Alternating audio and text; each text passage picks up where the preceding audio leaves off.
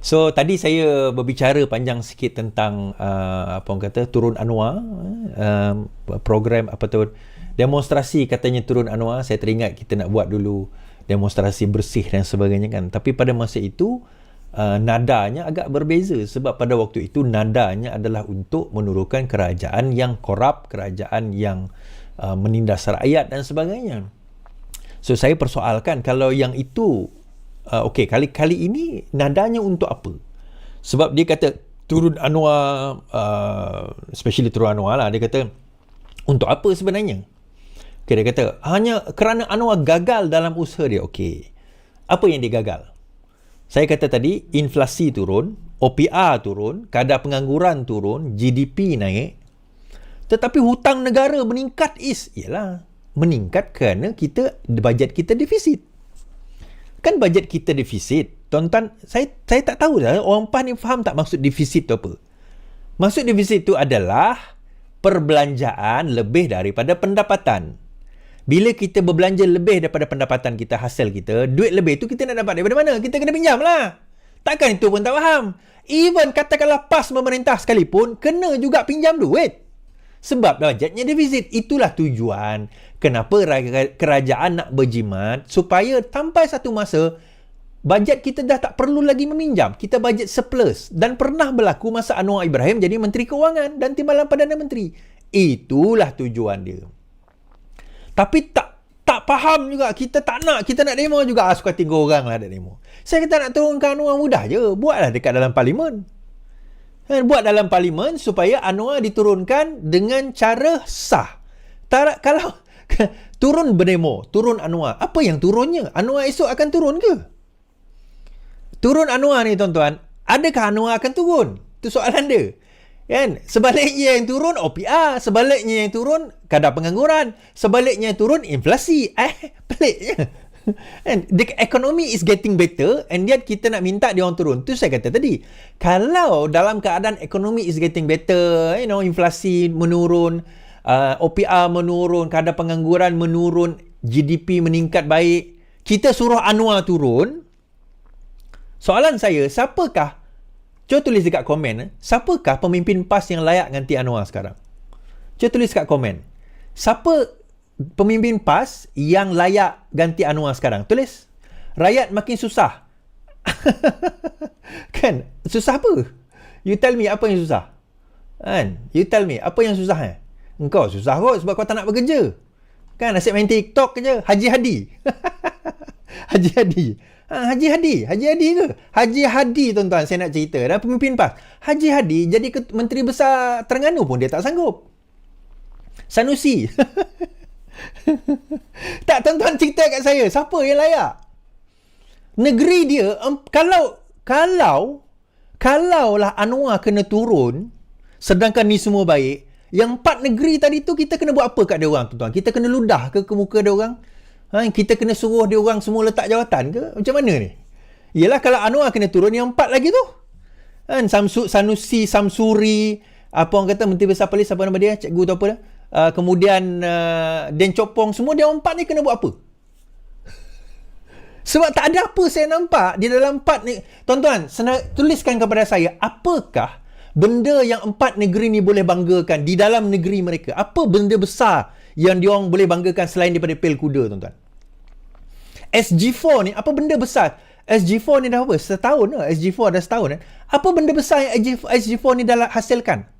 Apa daripada segi ekonomi yang dia dah hasilkan? You tell me. Pasal ada 4 negeri memang lah. So apa yang dihasilkan? Saya boleh sebut tentang Penang, saya boleh sebut tentang Negeri Sembilan, saya boleh sebut tentang Selangor, tapi 4 negeri dia boleh apa? Selain daripada pel kuda lah. Selain daripada tak mampu nak bayar gaji dia sendiri, apa yang dia boleh banggakan? Kedah, tuan-tuan, kebanyakan investment datang daripada mana? Daripada federal. Kalau tak kerana ada Kulim tu, saya rasa Kedah mati dah. Kalau tak kerana Pulau Pinang, Kedah dah tak ada apa dah. Kedah dia akan jadi Kelantan dengan Terengganu. Tak mampu nak membangunkan negeri sendiri. Terengganu tu ada wang ehsan 1 bilion setiap tahun tau. Wang ehsan. Pun dia tak mampu nak bangunkan negeri dia. Kalau tuan-tuan nak turun demo, nak turunkan Anwar, saya rasa tuan-tuan turun demo, angkat sekali spanduk 4 pemimpin ni. Minta dia orang turun sekali. Boleh tak? Boleh tak? Boleh tak dia minta dia orang turun sekali? Sekali lah, lima orang turun. Anwar kena turun, Samsuri kena turun, Sanusi kena turun, Menteri Besar Perlis kena turun, Kelantan kena turun, 4-4. Lima sekali turun. Sebab kalau kamu kata Anwar ni gagal, habis yang 4 ni berjaya ke? Saya tanya. SG4 ni berjaya ke? Kan, berjaya sangat ke dia orang ni? Sampai jadi macam tu. Itu soalan saya. Berjaya ke 4 negeri ni menarik pelaburan, meningkatkan menurunkan inflasi di dalam negeri mereka? Memang inflasi ni bersifat nasional, tetapi inflasi setiap negeri juga perlu diambil kira. Pekerjaan di negeri Kelantan dan Terengganu dan Kedah dan Perlis ni dah turun ke tuan-tuan? Atau makin bertambah? Kan? Pekerjaan tu bertambah ke menurun? Ataupun pengangguran ni macam mana? Adakah mereka terpaksa keluar daripada negeri mereka? Kalau pengangguran itu menurun di negeri-negeri tersebut, tak adalah orang sampai jam balik kampung daripada KL, daripada Selangor. Nak pergi balik ke Kelantan, ke Terengganu, ke Kedah. Kalau ada pekerjaan di negeri mereka dengan banyak. Logik tak logik? Bukan saya nak hina, keluarlah, tak ada masalah. Carilah pekerjaan. Tetapi, point saya adalah, kalau itu kamu kata gagal, habis yang 4 ni kan jadi apa? Kalau Anwar Ibrahim kamu kata gagal, habis 4 pemimpin PAS, kamu boleh kata apa? Apa perkataan? Sebutkan saya tu perkataan yang sesuai. Apa perkataan yang sesuai untuk 4 pemimpin negeri PAS ni? Apa perkataan yang sesuai untuk 4 negeri-negeri PAS ni? Kan? Apa perkataan yang sesuai untuk 4 pemimpin negeri PAS ni? Kalau kamu kata Anwar tu gagal. Anwar turunkan OPR. Anwar turunkan inflasi. Anwar turunkan kadar pengangguran. 0.7%. Saya baca tadi. Kalau itu kamu kata gagal, habis 4 negeri tu kamu kata apa? Berjaya. SG4, okey tuan-tuan. Tuan-tuan ni dalam komen apakah satu perkara yang SG4 yang korang tahu setelah setahun SG4 ni kan, apakah satu perkara penubuhan SG4 4 September 2024? Ini dah masuk Julai 2025. September, Oktober, November, Disember, Januari, Februari, Mac, April, Mei, Jun, Julai. 10 bulan. Namakan saya satu kejayaan SG4. Namakan saya satu kejayaan SD4. Silakan, start. Wala on, silakan. Apa dia? SG4, namakan satu kejayaan yang kita boleh bangga, yang kita boleh dengar. Wow, SG4 dah buat ni lah. Wah, tak ada negeri lain terfikir nak buat ni. Apa? Now, name ni lah. Kan? Tak mampu dia. Tapi itu bukan poin saya nak bawa hari ni. Ini saya nak bawa cerita tentang isu pelantikan ataupun isu pelantikan kehakiman sebagaimana yang 2-3 hari ni kita utarakan. Sebab I think orang miss the point tau. Orang miss the point. Sebenarnya apa yang kita nak. 13 hari bulan ni di UM, di Kelab Alumni Universiti Melaya, ada satu forum berkenaan dengan perkara ini pada pukul 8.30 malam. Jadi siapa nak join boleh pergi. Saya dah pergi sana. Orang miss the point. Kita kata bahawa kita tak pernah mempertikaikan bahawa yang Perdana Menteri boleh melambatkan pelantikan. Kita tak pernah pertikaikan. Kita tak pernah pertikaikan bahawa keputusan final itu adalah pada Perdana Menteri dan juga pada Yang di-Pertuan Agong dan Majlis Raja-Raja. Kita tak pernah pertikaikan. Menurut perlembagaan, kita tak pernah pertikaikan. Cuma sekarang ini yang kita pertikaikan, kenapa setelah habis bersara Ketua Hakim Negara dah bersara ni, masih tidak ada lantikan. Kita tak kata mungkin ada campur tangan, mungkin cubaan untuk nak sabotaj, nak mengganggu. Tak, kita tak pernah dakwa tersebut. Cuma kita nak tahu kenapa. Kenapa ada kelewatan? Itu soalan kita. That was the question. Adakah prosedurnya? Adakah mungkin kerana dia ditolak? Adakah mungkin Perdana Menteri terlalu sibuk? That is why kenapa kita nak wujudkan RCI. Pernah tak dalam sejarah negara kita ni di mana pelantikan ketua hakim itu lambat? Ada tuan-tuan. 2 kali. Sekali tahun 1988, sekali tahun 2007. Dan kedua-duanya mewujudkan krisis kehakiman. 1988 masa itu pemecatan oleh tribunal terhadap Tun Saleh Abbas oleh Mahathir. Jadi, itu yang berlaku and the rest is history lah. Tetapi yang menariknya, pada tahun 2007, VK Lingam pada masa itu dikatakan, ada keluar satu video, korek tu kan. Video itu dikatakan menunjukkan bahawa ada campur tangan seseorang untuk campur tangan dalam pelantikan hakim. Dan kelewatan itu berlaku 3 bulan selepas persaraan Tun Ahmad Fairuz. Yang 1988 tadi pelantikan. Dilantik Tun Saleh Abbas, kemudian terus pecat. Itu satu cerita lah. Tapi yang 2007, 3 bulan lepas persaraan Tun Ahmad Fairuz, 3 bulan lepas bersara, tak dilantik lagi hakim. Sama juga cerita macam sekarang. Thank you, Yan Lim. Sama juga cerita macam sekarang, dia tak dilantik lagi. So, pada masa itu, VK Lingam dalam video dia kata, tak apa, kita boleh arrange, kita boleh atur hakim dan sebagainya. So, akhirnya disebabkan video itu terdedah, maka satu RCI telah dibuat, Royal Commission of Inquiry. So, masa itu, Royal Commission ini diketuai oleh Tan Sri Haidar Muhammad Noor, bekas Ketua Hakim Malaya. Dan antaranya, RCI tersebut melihat sama ada kesahihan video tersebut, siapa orang dalam video itu, betul ke perbualan tersebut, ada tak campur tangan, dan bincang tindakan susulan terhadap individu yang terlibat. Di situ, VK Lingam kata, macam saya, rupa macam saya, suara macam saya, tapi itu bukan saya. VK Lingam kata kan. Tetapi akhirnya, proses itu berlaku, dia kata, VK Lingam kata, mungkin mabuk. Dia kata, masa itu dia kata dia mabuk. Okay. So, akhirnya RCI menyimpulkan video itu asli, perbuatan itu asli tanpa keraguan, terdapat bukti prima facie tanpa ada campur tangan dan pengaruh dalam pelantikan hakim, dan akhirnya laporan penuh 4 jilid dihantar kepada Yang di-Pertuan Agong dan dibuka kepada umum. Disebabkan oleh peristiwa itulah maka wujudnya satu Akta 695, iaitu Akta Suruhanjaya Pelantikan Hakim 2009. Itu tujuannya. Okay? Dan akhirnya benda tu the rest is history lah. Cuma kita tak mengatakan bahawa yang berlaku kelewatan ini sama macam VK Lingam. Bukan itu. Cuma kita mempersoalkan kenapa lewat. Kita tahu Tengku Maimun nak bersara. Kita tahu 6 lagi hakim nak bersara. Umur 66 tahun dah. Ada lebih 30 hakim yang sekarang ini menunggu pelantikan. Naik pangkat ke, stay ke. Benda-benda itu sekarang ini menyebabkan banyak kes tergendala. Kenapa semua itu halt? Di mana silap dia? Bukan kita nak menuduh. Ada juga geng-geng kita kata, kau nak menuduh, contoh Kamil dia kata, kau nak menuduh bahawa Anwar ni ada campur tangan. Bukan. Tujuannya kita nak buat macam tu supaya kita dapat kenal pasti dan baiki. Contoh cadangannya. Okey, apa kata kalau kita ada satu undang-undang, yang pertama JAC ni memang kita tahu menurut perlembagaan tak wajib pun. Contoh JAC bagi 5 senarai, contoh. Perdana Menteri boleh dismiss je, boleh buang je senarai mereka, dia ada senarai lain. Boleh. Itu tak ada masalah. Itu sah menurut perlembagaan. Tetapi sekurang-kurangnya menurut prosedur dia orang kena bagi list.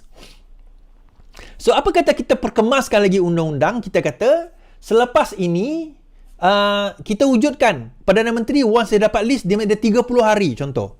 30 hari untuk dia nak settlekan, serahkan final list kepada Yang di-Pertuan Agong dan Majlis Raja-Raja. So, kita ada ample time. Pertukaran itu smooth. Pertukaran itu smooth. Okey. Kenyataan daripada istana hari ini, Istana beri amaran jangan politikkan isu pelantikan hakim tertinggi. Ketika desakan semakin memuncak kepada RCI, Istana Negara akhirnya bersuara tentang isu pelantikan. Istana memberi peringatan supaya semua tidak mempolitikkan pelantikan hakim atas alasan Mahkamah Atasan sambil menegaskan ia adalah urusan kenegaraan yang penting serta perlu ditangani secara cermat dan integritas selaras dengan Perlembagaan Persekutuan. Which I agree.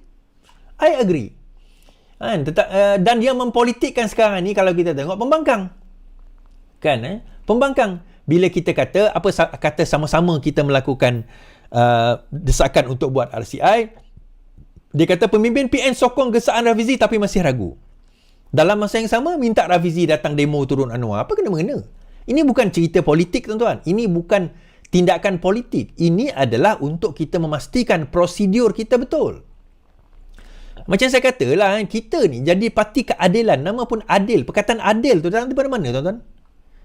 Ingat tak dulu, tahun 1998, kita ni wujud kerana pada masa itu kita merasakan justice system. Sistem keadilan itu tidak adil terhadap Datuk Seri Anwar Ibrahim. Maka kita wujudkan parti kita pun nama Keadilan. Atas dasar kita nak reform keadilan. Kita nak reform justice system.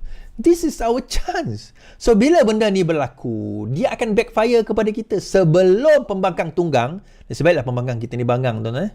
Baik kita gunakan opportunity memperbaiki. So lepas ni rakyat tak boleh persoalkan. Tiba-tiba satu hari nanti katakanlah kita tak jadi membangkang. Kita berbising tersoal kehakiman. Alah zaman kau dulu hakim pun lambat. At least kita boleh kata memang hakim lambat. Tetapi kami buat RCI. Rupa-rupanya ini yang berlaku. Bukan salah siapa-siapa pun. Contoh. Tak ada siapa pun salah. RCI itu mengatakan sebenarnya disebabkan oleh ini. Kelewatan ini menyebabkan ini berlaku. Okeylah. Sekurang-kurangnya kita buat RCI. Kan? Sekurang-kurangnya kita buat RCI. Dan saya setuju dengan apa kenyataan Azalina ni. Saya baca. You see, Azalina ni very rational. Azalina setuju kaji pembaharuan pelantikan kehakiman. Azalina Osman Said bersetuju memulakan kajian penyelidikan perbandingan awal mengenai proses pembaharuan pelantikan kehakiman. Berikutan pembincangan hari ini dengan pemimpin jawatankuasa Parlimen. Azalina berkata kajian itu bertujuan untuk pemahaman menyeluruh mengenai proses pelantikan kehakiman di negara yang mempunyai sistem perundangan yang serupa dengan Malaysia. Antaranya adalah UK, Singapura, Australia dan India. Dan juga menilai model pelantikan kehakiman lebih berkesan, mengenal pasti amalan terbaik, good practice, mengesyorkan pembangunan yang sesuai, pembaharuan yang sesuai mematuhi Perlembagaan Persekutuan dan dalam konteks Malaysia sebagai raja berperlembagaan. You see, this is rational. Sebenarnya ini yang kita nak. Kita nak supaya sistem itu diperbaiki. Itu yang kita nak. Itu saja. We have nothing against siapa-siapa. We are not accusing anyone. Tak ada nak menuduh sesiapa sahaja, sesiapa pun. Cuma kita kata, let's make it better. Let's make it better. Kita buat jadi supaya dia lebih baik. Dan inilah peluang kita untuk menunjukkan bahawa kita adalah parti yang benar-benar adhere kepada reform. Jangan jadi penjilat yang kemudian nak tuduh orang 9 naga lah, nak jatuhkan kerajaan lah, apa. Itu menunjukkan yang anda tak faham sebenarnya apa yang berlaku. Azalina, Menteri Undang-Undang pun setuju dengan apa yang Rafizi cakap. You know, the thing is tuan-tuan, kita bukannya Tengku Maimun tu tiba-tiba letak jawatan. Kita dah tahu dia akan retire 2 Julai 2025. 2-3 tahun dulu pun kita dah tahu. Sebab itu memang retirement age dia. Itu memang appointment retirement dia. Kita dah tahu. Sepatutnya kita dah ada planning ke arah transition supaya kehakiman ni, kita rasa, alah aku tak ada kehakiman lagi. Tonton tak masuk mahkamah nanti. Once tonton masuk mahkamah, kalau lambat, kalau delay case dan sebagainya, ini antara kesan dia. Justice ni insyaAllah lah dapat justice lah kan. Kalau setakat kes kecil-kecil ni boleh dah dapat justice kan. Itu tak ada masalah. Tetapi kita tak nak ada keterlewatan dalam keadaan kes sekarang ni berlambat-lambat. Saya ambil contoh gitu kan. Saya dengan Rafizi pernah cerita. Ada kes dia tahan reman. Dia tak mampu bayar bil reman tu. So dia duduk dalam penjara. Okay, katalah reman dia 5,000, dia tak mampu. Dia duduk dalam penjara. Tunggu kes. Tunggu. 2 tahun tak bicara. Tak bicara lagi tuan-tuan. Nayalah member. Sebab apa? Hakim tak cukup. Tunggu. Bicara. Setelah 5 tahun, 7 tahun, rupa-rupanya tak bersalah. 7 tahun dia duduk dalam penjara. Kalau boleh bail, okeylah dia keluar. Kalau dia tak boleh bail, ataupun dia tak mampu nak bail, di situlah tugas kita untuk memastikan justice is served. Keadilan itu bukan sekadar dilihat adil, tetapi kita kena buat keadilan. Keadilan itu bukan sekadar kita kena buat keadilan. Kita mesti juga dilihat berlaku adil. Ini bukan kata-kata saya, ini kata-kata a very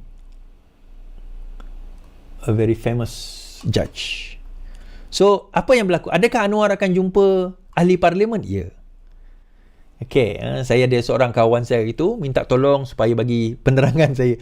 Kau buat summary sikit, aku tak faham lah apa yang berlaku sekarang ni. Saya ahli parlimen, so saya buat summary, saya hantar kepada dia. Tanya Datuk Seri Anwar Ibrahim soalan ini.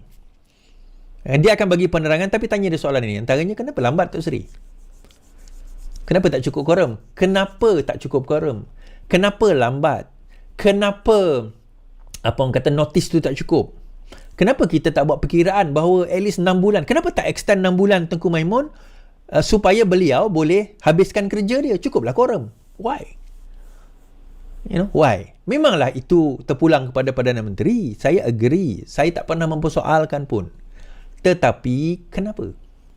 Kita rakyat, kita nak tahu. Supaya mungkin dia ada jawapan lain. Dia kata macam ni, macam ni. Okey, kita puas hati lah kalau jawapan dia puas hati kan. Tapi sampai sekarang lantikan itu belum berlaku lagi. Jadi kalau kita baca, Anwar mahu jumpa semua wakil PH sehari selepas forum integriti Rafizi.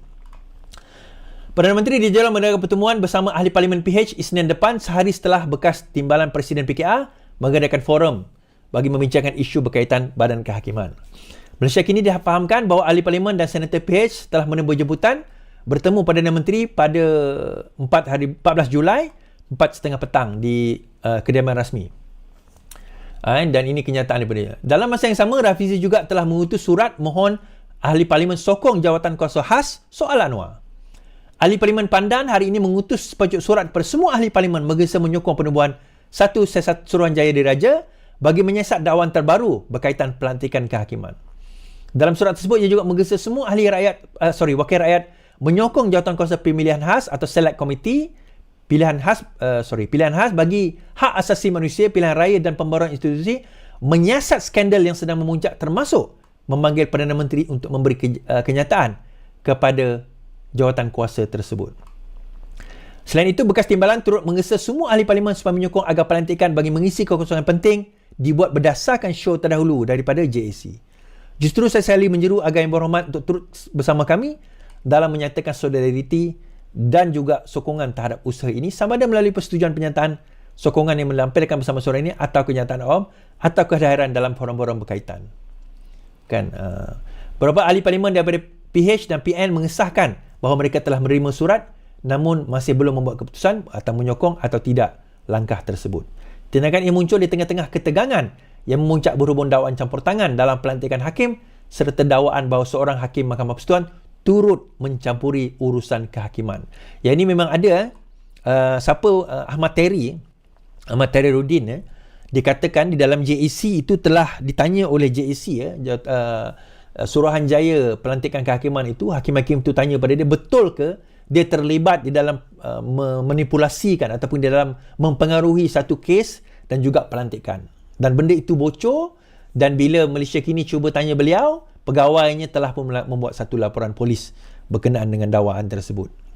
Jadi ada benda itu ada, campur tangan tersebut ada berlaku, dikatakan ada berlaku atau tidak, itulah tujuan RCI tersebut, Royal Commission of Inquiry. I don't think, yalah, kalau benda itu tak ada apa nak dirisaukan, buat je lah.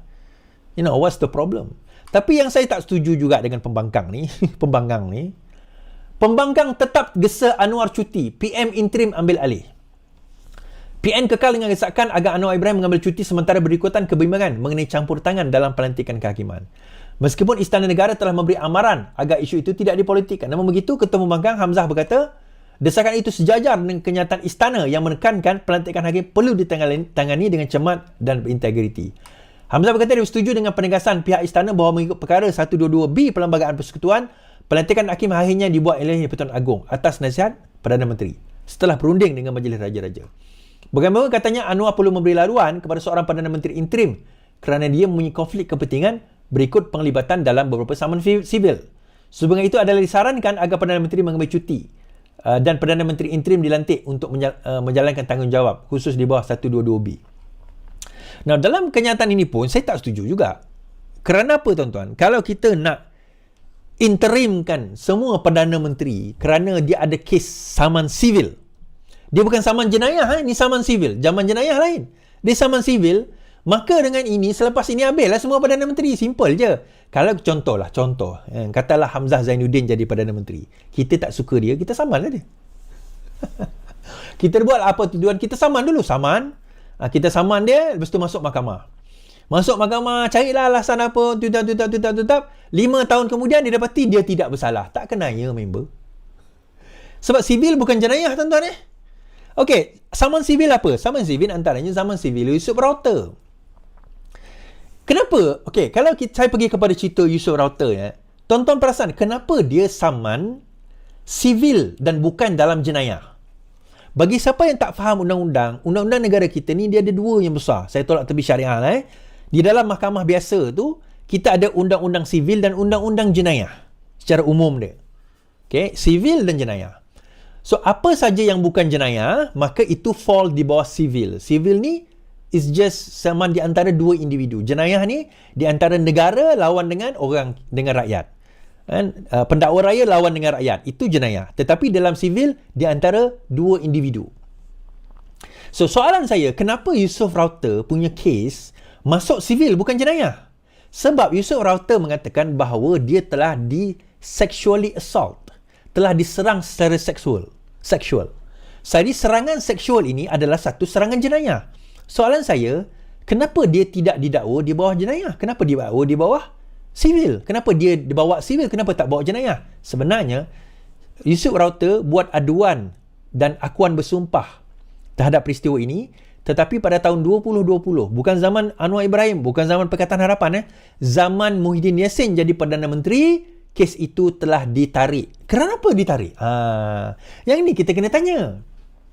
Yusof Router mengatakan bahawa dia telah sexually assault, dia telah diserang secara seksual tahun 2018.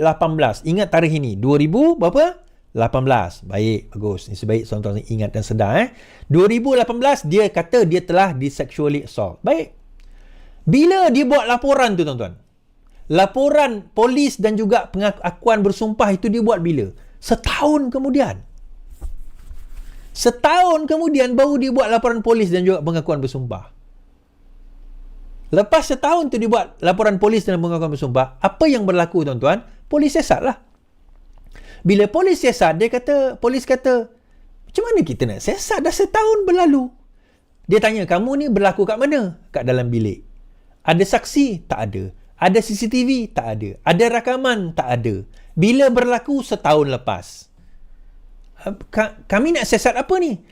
Dia macam ni tuan-tuan, saya nak bagi panduan. Katakanlah siapa-siapalah dalam keluarga ke, kawan ke, siapa ke, yang diserang secara seksual. Lelaki atau wanita. Terutama rogol kita katakan. Katalah berlaku, jangan ditunggu. Kalau makin lama kita tunggu, maka bukti-bukti tu dah tak ada. Jadi contohlah tiba-tiba kita jumpa seorang yang dirogol, kita kata, kenapa ni dek? Saya telah dirogol, dia buat macam ni, orang ni macam ni. Okey, terus bawa dia ke balai polis. Prosedur dia, bawa ke balai polis, kita buat laporan polis, immediately polis akan hantar di hospital kerajaan dan akan ada medical atau doktor yang memang khusus untuk bidang ini. So dia akan buat prosedur, dia akan ambil kita punya sampel tisu, apa benda lah dia adalah, dia punya kaedah-kaedah berdasarkan kepada laporan kita, dan itu semua boleh diterima di mahkamah. Dia tak boleh pergi macam kes Saiful Bahari, dia pergi hospital swasta, itu tak diterima. Semua yang melibatkan jenayah ni mesti pergi hospital kerajaan, dan hospital itu mestilah hospital yang direkomendkan oleh, yang polis tahulah kat mana, ataupun at least hospital tu tahu kat mana nak dihantar. Dia bukan boleh mana-mana hospital dan mana-mana klinik kerajaan, tak boleh. Dia ada tempat dia. Dia setiap negeri dia ada tempat yang memang khusus, dan kepakaran doktor itu adalah untuk kes-kes sebegini. Saya ada kenal seorang doktor dulu, memang dia adalah antara kes yang dia ambil adalah kes macam ni lah. Kes accident, kes sexual assault. Memang itu dia selalu dipanggil menjadi saksi di dalam kes-kes sebegini. Tetapi isu dia bila benda itu dibiarkan terlalu lama, setahun baru dia buat report polis. Bila setahun dah buat report polis, jadi polis kata nak buat apa? Nak siasat apa? Tapi saya boleh buat akuan bersumpah. Yelah, it's my words against your words. Aku tuduh kau tuduh aku, itu je lah. Tak ada bukti. Jadi akhirnya polis tarik balik, tak boleh nak siasat sebab tak ada bukti. Nak siasat apa? So dia tak puas hati. Dia saman sivil. Now you understand kenapa kes ini sivil bukan jenayah. So bila dia masuk sivil, akhirnya dia nak kena buktikan apa dalam sivil. Tu saya kata, Anwar jangan risau. Kes sivil ni dia pasti kalah. Maksudnya Anwar menang, Yusof Router mesti kalah. Confirm kalah punya. Dia nak buktikan apa? What can he prove? Apa evidence yang dia boleh bawa? WhatsApp dia. WhatsApp is a WhatsApp lah. Dan WhatsApp ni boleh diinterpretasikan mengikut anda lah. Kan, mengikut anda WhatsApp is just WhatsApp lah. Even WhatsApp sekalipun kena kita persoalkan. Adakah WhatsApp itu tulen? Sekarang ini zaman kita dah boleh buat WhatsApp tipu. Semua itu kena bawa lah. Even katalah WhatsApp sekalipun, does it prove? Adakah dia membuktikan? Contoh, ni contoh saja. Katalah A ni WhatsApp B. A ni lelaki, B ni perempuan. Dia duk WhatsApp, dia duk goda-goda si B. Goda. Saya sukalah tengok awak. Saya sukalah rambut awak. Saya sukalah body awak. Saya sukalah pinggang awak. Macam-macam lah dia WhatsApp ni, menggoda. Tiba-tiba satu hari si B perempuan ni buat laporan polis. Saya telah dirogol. Boleh tak si A ni jatuh hukuman rogol hanya kerana dia WhatsApp, tuan-tuan? Sebab itu jenayah ni adalah kes yang very specific. Very specific. Kalau nak tuduh, mungkin katakanlah ada WhatsApp tersebut, which I doubt lah. Tapi katakanlah ada. Mungkinlah verbal assault ke apa ke, I don't know. Grooming ke, I don't know. Tapi bukan di bawah sexual assault. Dan tonton, saya tanya, kenapa? Kenapa dia dibawa di bawah civil, bukan di bawah jenayah? Itulah sebab dia tadi. Inilah jawapan dia. Saya tunggu juga geng damai buat video ni. Entah ada siapa yang buat video macam ni. Tuan-tuan boleh ambil video ni, tuan-tuan potong. Kenapa saya kata usut router ni mengarut? Dan saya yakin sebenarnya dia ni adalah satu ejen yang dihantar oleh seseorang untuk menghancurkan Anwar Ibrahim. Dia pernah ada satu posting dia dulu pro kepada Israel. Jadi mustahil tak kalau sekiranya dia dalam lingkungan itu. Betul? Ya dah, tapi balik kepada cerita kita tadi, betul lah macam saya kata tadi kan. You know, it's all about sekarang ini kehakiman ni kita kena perbaiki betul-betul. Saya setuju untuk kita buat RCI, kita tengok mana yang kita boleh. Saya setuju dengan Azlina tadi, Menteri Reformasi dan Undang-Undang tu, mesti reformasi undang-undang. Saya setuju. Dan sewajarnya kita buat sedemikian.